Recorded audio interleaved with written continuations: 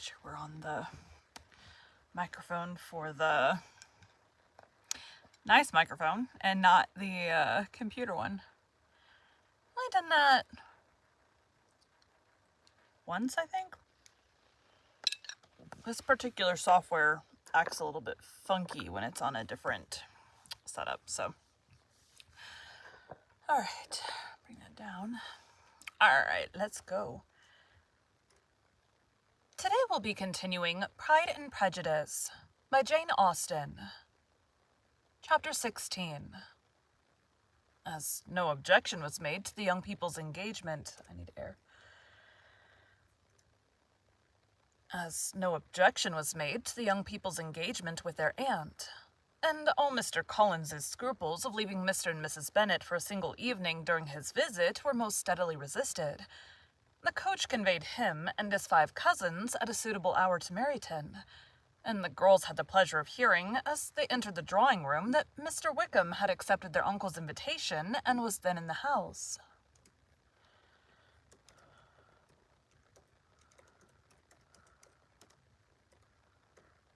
I'm pretty sure it was Meryton. I'll check it. I've said it wrong a bunch of times. If I'm wrong. Meryton. Okay. I have been saying it wrong. Oops. When this information was given, and they had all taken their seats, Mr. Collins was at leisure to look around him and admire, and he was so much struck with the size and furniture of the furniture. I don't like how I said any of that. Mr. Collins was at leisure to look around him and admire, and he was so much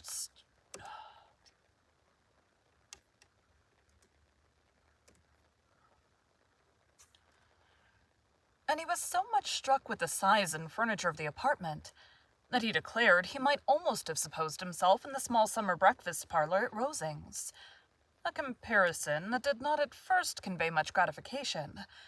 But when Mrs. Phillips understood from him what Rosings was, and who was its proprietor, when she had listened to the description of only one of Lady Catherine's drawing-rooms, and found that the chimney-piece alone had cost £800, she felt all the force of the compliment, and would hardly have resented a comparison with the housekeeper's room. And describing to her all the grandeur of Lady Catherine and her mansion, with occasional digressions in praise of his own humble abode, and the improvements it was receiving, he was happily employed until the gentlemen joined them, and he found in Mrs. Phillips a very attentive listener, whose opinion of his consequence increased with what she heard, and who was resolving to retail it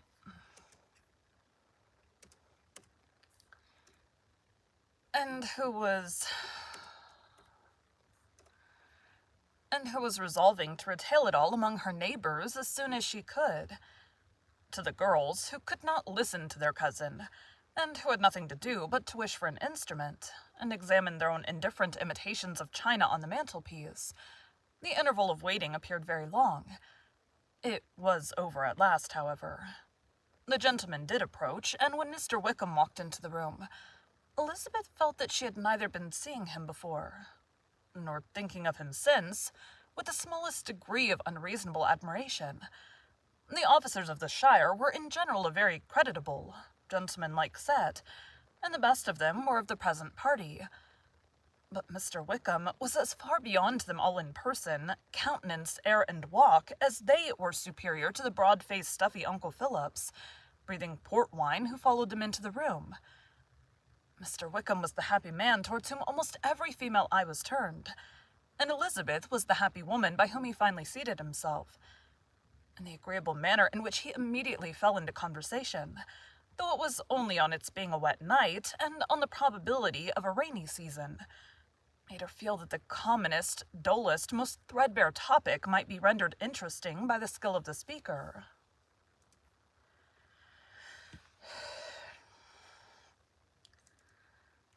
With such rivals for the notice of the fair as Mr. Wickham and the officers, Mr. Collins seemed to sink into insignificance. To the young ladies he certainly was nothing, but he had still at intervals a kind listener in Mrs. Phillips, and was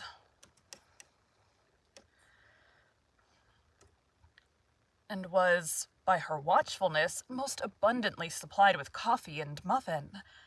When the card tables were placed, he had an opportunity of obliging her in return by sitting down to whist.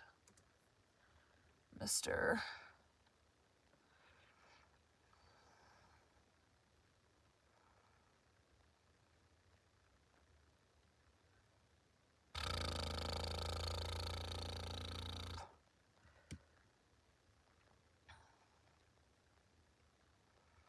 Okay, Mr. Collins. I was like, who's talking here?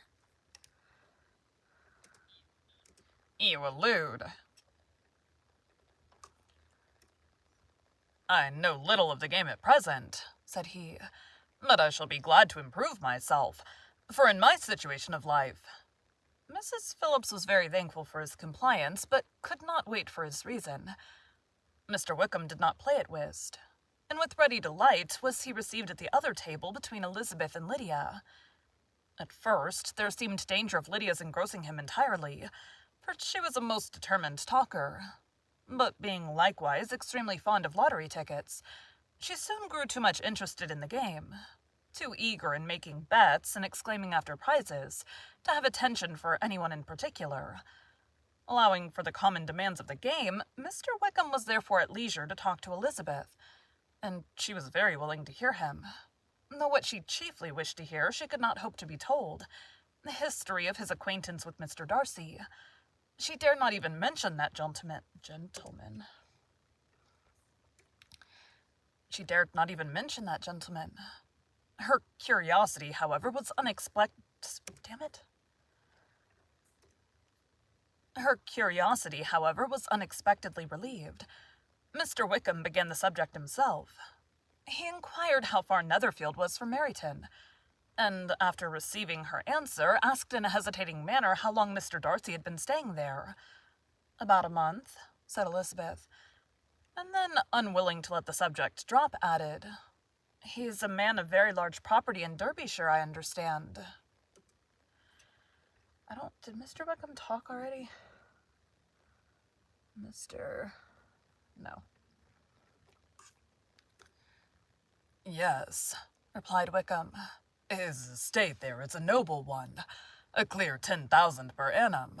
You could not have met with a person more capable of giving you certain information on that head than myself, for I've been connected with his family in a particular manner from my infancy." Mr. Wickham.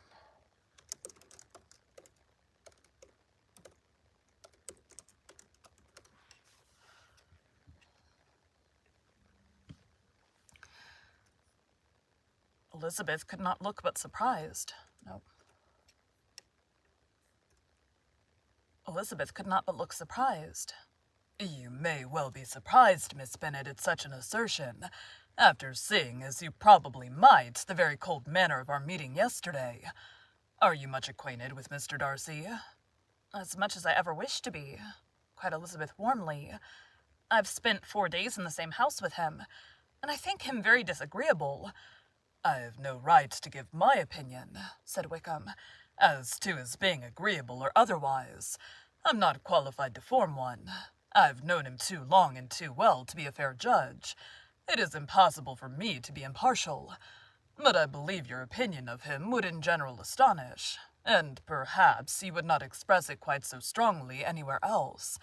Here you are in your own family."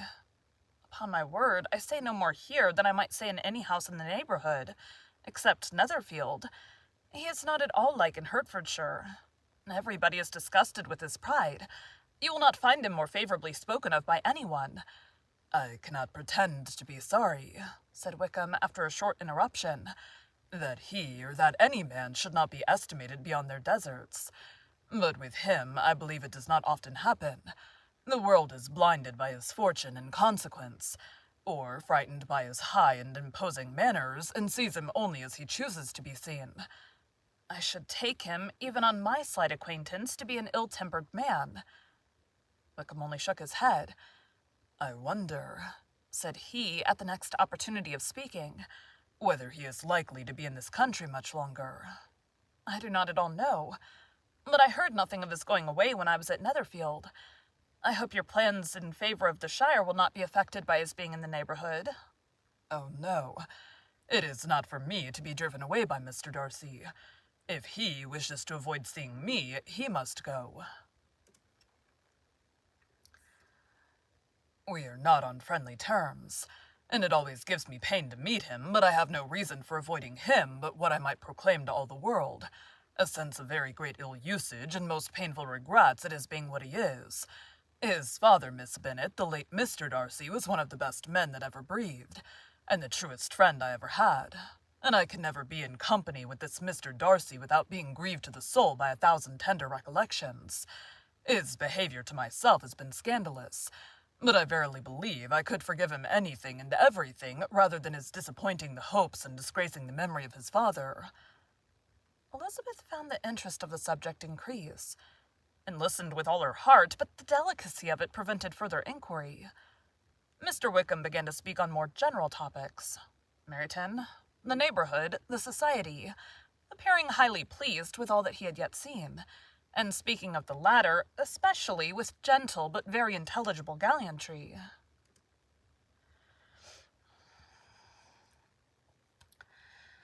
I decided not to put any, hold product in my hair. I just put in leave-in conditioner. So it should dry faster today.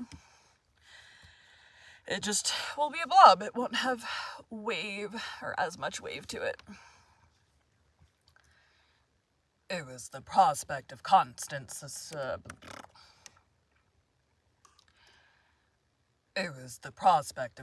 society and good society, he added, which was my chief inducement to enter the Shire. I know it to be a most respectable, agreeable corps, and my friend Denny tempted me further by his account of their present quarters, and the very great attentions and excellent acquaintance Meryton had procured them. Society, I own, is necessary to me. I have been a disappointed man, and my spirits will not bear solitude. I must have employment in society. A military life is not what I was intended for, but circumstances have now made it eligible. The church ought to have been my profession. I was brought up for the church, and I should at this time have been in possession of the most valuable living, had it pleased the gentleman we were speaking of just now. Indeed. Yes, the late Mr. Darcy bequeathed me the next presentation of the best living in his gift. He was my godfather and excessively attached to me. I cannot do justice to his kindness. He meant to provide for me amply and thought he had done it, but when the living fell, it was given elsewhere. Good heavens, cried Elizabeth. But how could that be? How could his will be disregarded? Why did you not seek legal redress? Why did you not seek Why did you not seek legal redress? There was just such an informality in the terms of the bequest as to give me no hope from law. A man of honor could not have doubted the intention, but Mr. Darcy chose to doubt it, or to treat it as a merely conditional recommendation, and to assert that I had forfeited all claim to it by extravagance, imprudence, in short, anything or nothing. Certain it is that the living became vacant 2 years ago, exactly as I was of an age to hold it, and that it was given to another man. And no less certain is it that I cannot accuse myself of having really done anything to deserve to lose it.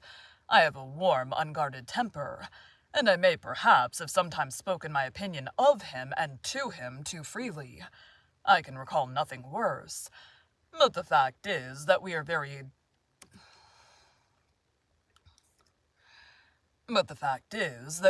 different sort of men, and that he hates me. This is quite shocking. He deserves to be publicly disgraced. Sometime or other he will be, but it shall not be by me. Till I can forget his father, I can never defy or expose him. Elizabeth honored him for such feelings, and thought him handsomer than ever as he expressed them. But what, said she after a pause, can have been his motive? What can have induced him to behave so cruelly? A thorough, determined dislike of me. A dislike which I cannot but attribute in some measure to jealousy. Had the late Mr. Darcy liked me less, his son might have borne with me better. But his father's uncommon attachment to me irritated him, I believe, very early in life. He had not a temper to bear the sort of competition in which we stood, the sort of preference which was often given me. I had not thought Mr. Darcy so bad as this. Though I've never liked him, I had not thought so very ill of him.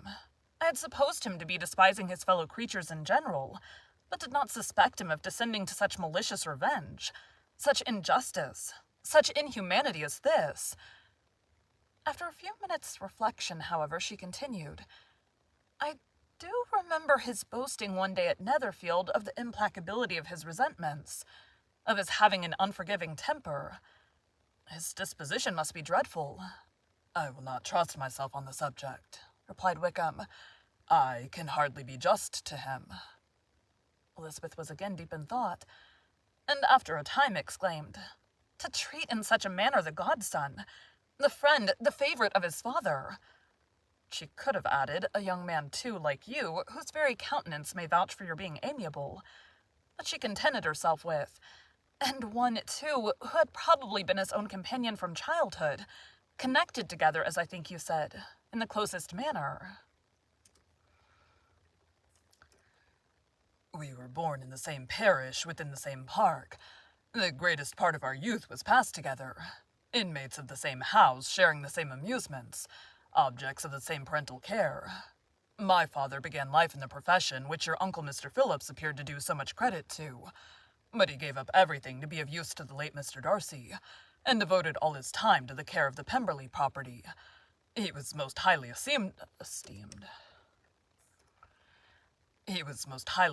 by Mr. Darcy, a most intimate, confidential friend. Mr. Darcy often acknowledged himself to be under the greatest obligations to my father's active superintendence, and when immediately before my father's death, Mr. Darcy gave him a voluntary promise of providing for me, I am convinced that he felt it to be as much of a debt of gratitude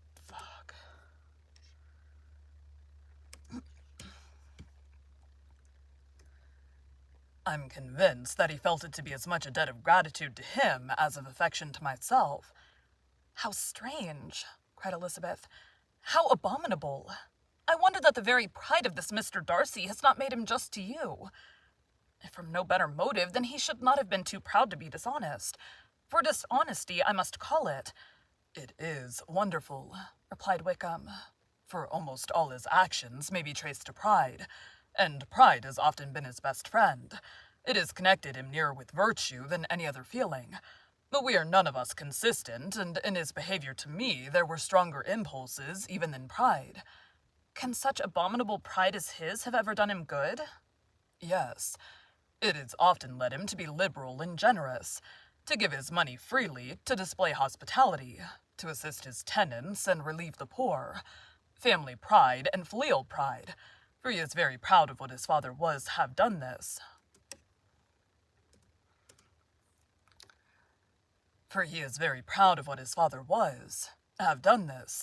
Not to appear to disgrace his family, to degenerate from the popular qualities, or lose the influence of the Pemberley house, is a powerful motive. He has also brotherly pride, which with some brotherly affection makes him a very kind and careful guardian of his sister, and you will hear him generally cried up as the most attentive and best of brothers. What sort of a girl is Miss Darcy? He shook his head. I wish I could call her amiable. It gives me pain to speak ill of a Darcy, but she is too much like her brother. Very, very proud. As a child, she was affectionate and pleasing, and extremely fond of me, and I've devoted hours and hours to her amusement, but she is nothing to me now. She is a handsome girl about 15 or 16, and I understand highly accomplished. Since her father's death, her home has been London, where a lady lives with her and superintends her education. After many pauses and many trials of other subjects, Elizabeth could not help reverting once more to the first and saying, I'm astonished at his intimacy with Mr. Bingley. How can Mr. Bingley, who seems good humor itself, and is, I really believe, truly amiable, be in friendship with such a man? How can they suit each other? Do you know Mr. Bingley? Not at all. He's a sweet-tempered, amiable, charming man. He cannot know what Mr. Darcy is. Probably not, but Mr. Darcy can please where he chooses. He does not want abilities. He can be a conversable companion if he thinks it worth his while. Among those who are at all his equals. Among those who are at all his equals in consequence, he's a very different man from what he is to the less prosperous. His pride never deserts him. But with the rich, he is liberal-minded, just, sincere, rational, honorable, and perhaps agreeable, allowing something for fortune and figure. The whist party soon afterwards breaking up. The players gathered round the other table, and Mr. Collins took his station between his cousin Elizabeth and Mrs. Phillips. The usual inquiries as to his success were made by the latter. It had not been very great. He had lost every point, but when Mrs. Phillips began to express her concern thereupon, he assured her with much earnest gravity that it was not of the least importance, that he considered the money as a mere trifle, and begged she would not make herself uneasy. "I know very well, madame," said he, "that when persons sit down to a card table, they must take their chance of these things. And happily I'm not in such circumstances as to make 5 shillings any object. There are undoubtedly many who could not say the same. But thanks to Lady Catherine de Bourgh, I am removed far beyond the necessity of regarding little matters." Mr. Wickham's attention was caught, and after observing Mr. Collins for a few moments, he asked Elizabeth in a low voice whether her relations were very intimately acquainted with the family of de Bourgh.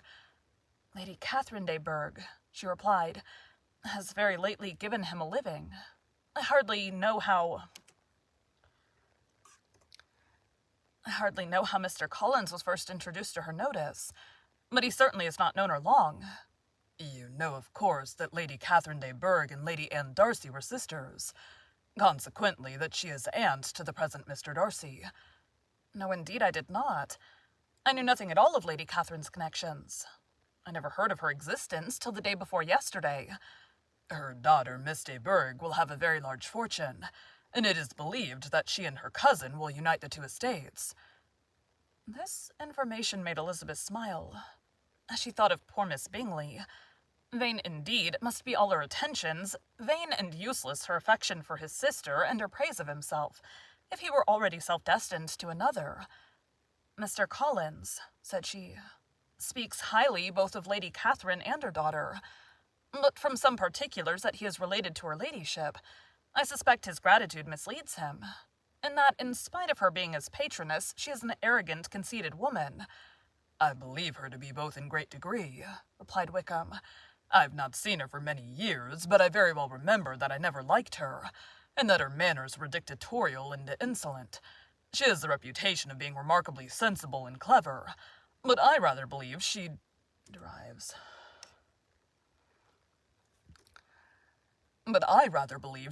part of her abilities from her rank and fortune, part from her authoritative manner, and the rest from the pride of her nephew, who chooses that everyone connected with him should have an understanding of the first class." Elizabeth allowed that he had given a very rational account of it, and they continued talking together with mutual satisfaction till supper put an end to cards, and gave the rest of the ladies their share of Mr. Wickham's attention.